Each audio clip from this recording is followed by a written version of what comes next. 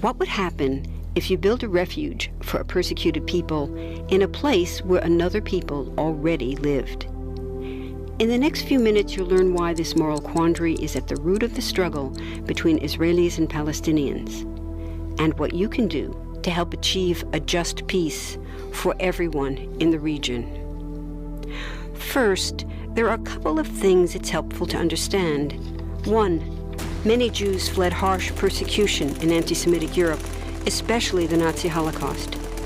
Zionists encouraged massive immigration to historic Palestine, at that time a British colony, where Jews had an age-old connection and where small Jewish communities had long existed among larger groups of indigenous peoples.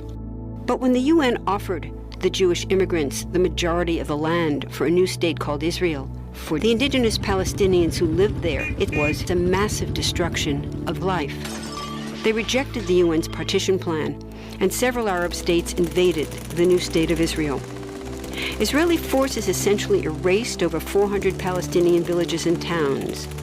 By the end of the fighting, Israel controlled 78% of historic Palestine. And when 750,000 Palestinians who fled or were expelled during fighting tried to return to their homes where the new state now stood, they were permanently barred by the Israeli government. While over 100,000 of their relatives and neighbors who hadn't left became second-class citizens of the new state, along with the new Jewish majority. Today, Palestinian refugees and their descendants number in the millions. Most are in the Gaza Strip, the West Bank, and Jordan. Many are spread throughout the world, with millions still living in refugee camps, seeking to return to their homeland. To sum up, one group of refugees found a much-needed home, but in the process, a new group of refugees was created. Here's the second thing to understand. Israel was founded as a Jewish state. But now ask yourself, what exactly does that mean? People had lots of ideas about what a Jewish state should look like. Some called for equality for all citizens. But what was created, in practice, was institutional discrimination against non-Jews. In other words, Israel ended up being built on a blueprint of exclusion. The Israeli government wants maximum land and resources for Jews, but not the Palestinians living there. That's why, inside Israel, Jews get special privileges, including rights to land and housing, that are denied to the Palestinian citizens, who make up 20% of Israel's population. That's also part of why Israel has never defined its borders. In fact, they still hold on to land, the West Bank and Gaza, that they conquered in the war in 1967. Since then, Israel has built Jewish settlements throughout the occupied West Bank, building Jewish-only cities and supplying them with infrastructure like roads and army camps, schools, and even a college.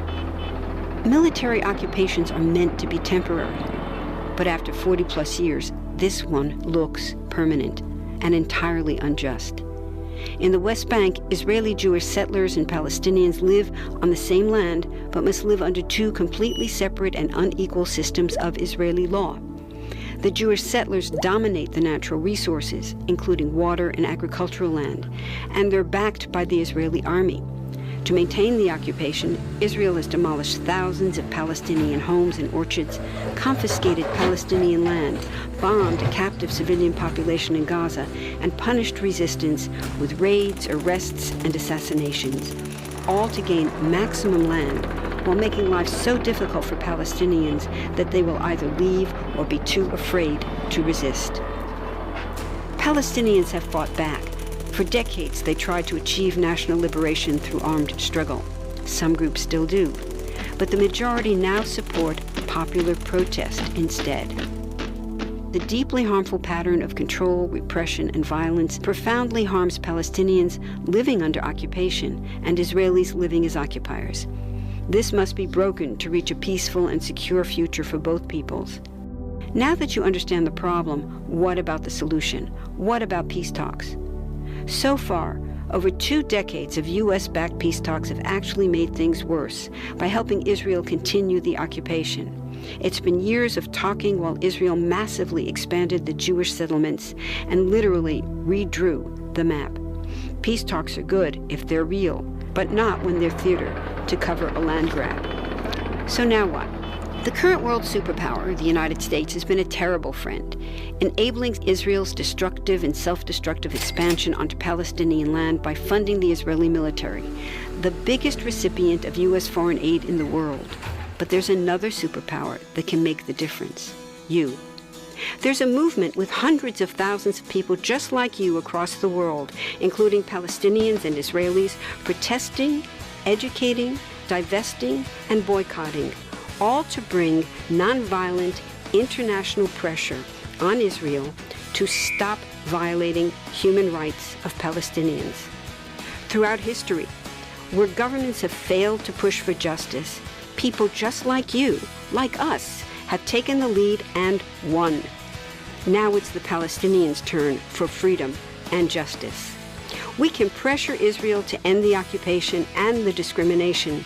We want all people, Jews and Palestinians, to have equality, human rights, and democracy. We can change history. Join us.